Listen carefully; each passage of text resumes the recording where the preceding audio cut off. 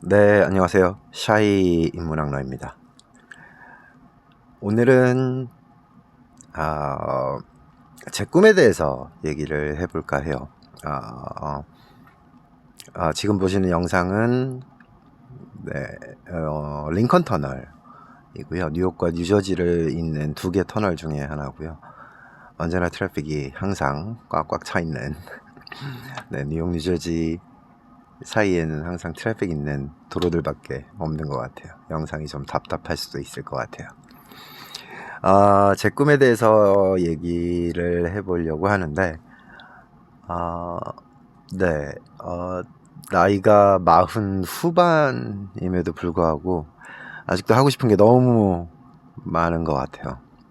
철이 덜 든 건지, 너무 철분지인지, 아직 너무 꿈만 꾸고 사는 건지 모르겠다는 생각이 들 정도로 그런 생각이 많이 들고요. 저랑 비슷한 세대 분들은 아마 그런 생각을 많이 하실 수도 있어요. 저희가 받아왔던, 저희 세대들이 받아왔던 교육들, 저희 세대나 저희 바로 이전 세대 정도의 세대가 받아왔던 교육이, 소위 전인 교육이라 그러죠. 다재다능한 사람들이 대접받고 또 그렇게 해야 사회적으로 성공한다. 뭐 잡기에 능한 사람들 인정받고 그랬던 세대였던 것 같아요. 지금은 또 많이 다르긴 하지만요. 근데 그 너무 많은 꿈 중에 세 가지만 딱 추려 보려고 되게 고민을 많이 해보고 추려봤어요. 하고 싶은 게 너무 많고 아직도 꿈꾸는 게 너무 많지만 정말 그 세 가지만 딱 추려서 한번 이번 회차에는 이야기를 해볼까 합니다. 네, 첫 번째는 제가 아무래도 사는 쪽이 이쪽 뉴욕 뉴저지 기반으로 생활을 하다 보니까 한정식 집, 제대로 된 한정식 집을 맨하탄 안에 한번 해보고 싶다는 생각이 들어요. 너무 단순한 이야기고 너무 심플한 이야기일 수 있지 모르겠지만 맨하탄에 보면 쓰리아는 정말 일식 오마카세라 그러죠. 뭐 초밥 10피스 정도, 스시 10피스, 스시 사시미해서 10피스, 뭐 디저트 정도 해서 가격대가 되게 다양하기도 하지만 뭐 1인당 200불 정도 선에서 1인당 1000불 선 하는 곳도 있고, 네, 그런 곳들을 들려보다 보면서 한정식집이 오마카세 형식이던 아니면 정말 남도 한정식처럼 상 부러지게 나오는 식사 차림이던 정말 괜찮은 한정식집, 제값을 받고 제대로 한국 음식을 만들어서 팔 수 있는 한정식집을 한번 해보면 어떨까. 그것도 그냥 뭐 분식이나 설렁탕이나 이런 것들이 한 20불 안 되는 가격에 판매되는 그런 단품식의 간단한 형식이 아니라 바베큐가 40불 50불 하긴 하지만 그런 것들보다 좀 더 값 있게 갖춰서 나갈 수 있는 형식의 한정식집, 정말 제대로 돼서 만들어진 한정식 오마카세 아니면 남도식 한정식 한상 정도를 차려낼 수 있고 제값을 받을 수 있는 한정식 집을 한번 해보고 싶다라는 꿈이 있고요.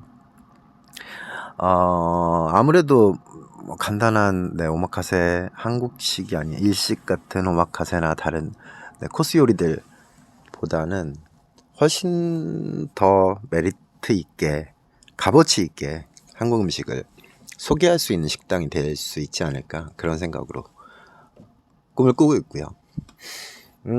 두 번째는 그런 겁니다. 이거는 이미 실현돼 있기는 하지만 제가 굉장히 어렸을 때부터 꼭 해보고 싶은 일이었어요. 제대로 된 실버타운을 한번 만들어 보고 싶다. 지금은 정말 큰 기업들이나 기업형 실버타운이죠. 한국에도 꽤 많이 생긴 걸로 알고 운영이 되고 있고 하고 있는 걸로 알고 있는데, 일종의 제가 꿈꿔왔던 거는 조합 조합형이라고 해야 할까요? 정확한 명칭을 설명하기는 힘들지만 그 구성원들이 만들어가는 실버타운, 네, 물론 초기 투자 비용이 굉장히 많이 들 수밖에 없겠지만 조합원 형식으로 만들어가는 실버타운, 네, 지금 운영하시는 지금 기업형 실버타운들도 충분히 너무 잘된 시설과 내용들을 가지고 있지만 아직도 네, 꿈꾸고 있는 부분 중에 하나이고요. 그리고 세 번째 꼽았던 거는 네, 유튜브 대학입니다. 너무 뜬구름 잡는 얘기일 수도 있고 너무 방대한 얘기일 수도 있고 그런데 네, 제가 이 채널을 만든 취지이기도 하지만 무엇인가를 알아보려고 할 때 접할 수 있는 건 네, 요즘 시대에는 유튜브를 검색해 보거나 구글링을 하거나 뭐 이제 그게 정확한 정보인지 아닌지 판단을 할 수 있고 없고를 떠나서 네, 방대한 양의 지식을 책이나 많은 것들을 통해서 얻을 수는 있지만 정작 말 그대로의 전문가들을 통해서 교수님이 되었던 어떤 직업군에 있어서의 경험이 충분하신 분들의 이야기들 등을 통해서 그런 강의들, 그런 강연들, 그런 지식들, 내용들을 접할 수 있고 좀 더 크게 보면 그런 것들을 크레딧화해서 학점, 지금도 있지만 학점은행제 같은 어느 종류, 어느 선까지의 인정을 받을 수 있는 그런 것들이 물론 사회적으로 개인이 인정받아야 되는 어떤 크레딧을 받는 것도 중요하지만 지식을 추구하고 또 감정적으로 고민하고 찾아보려고 하고 전문적인 이야기를 생각해 보려고 하는 사람들에게 있어서 유튜브 대학 같은 플랫폼은 꼭 이루어져야 된다고 생각이 들어요. 이를테면 유튜브를 통해서 강연을 하고 강연자를 또 섭외하는 부분, 그런 플랫폼을 만드는 부분, 그런 것들이 물론 어느 정도의 자본이 충분히 들어가야만 가능하겠지만 유튜브를 통해서 얻을 수 있는 광고 수익으로 어느 정도 선까지는 충분히 커버가 가능하기 때문에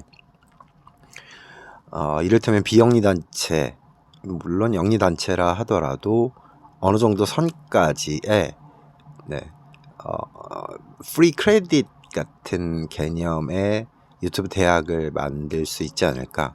그리고 그런 것들이 조금씩 자리를 잡아나간다면 그런 크레딧들도 단순히 어디 가서 무슨 공부를 해서 어떤 학위를 얻었다 이런 것뿐만 아니라 그런 전문적인 강연이나 강의들, 삶의 이해도를 높이는 지식들 같은 것들을 통해서 내가 조금 더 나아지려고 해왔던 사람이다라는 것을 그런 크레딧을 통해서도 자기 자신을 보여줄 수 있는 플랫폼이 되지 않을까 하는 고민을 해왔었어요. 그리고 이런 것들을 진행하려면 정말 많은 손들이 필요할 거예요. 단순히 생각만 해도 영상을 제작하고 편집하고 그런 것들을 만드는 분들부터 해서 강연자 섭외, 그런 플랫폼들을 어떻게 진행해 나갈 것이냐, 그리고 어느 분들까지 섭외가 가능할지, 굉장히 많은 일들, 굉장히 많은 프로그래머부터 해서 굉장히 많은 일들과 자본이 들어갈 수도 있을 것 같아요. 근데 꼭 한 번은 능력이 된다면 꼭 한 번은 해보고 싶다는 생각이 드는 많은 사람들을 위한 정말 말 그대로의 플랫폼이 만들어지면 어떨까 하는 생각을 해보곤 합니다.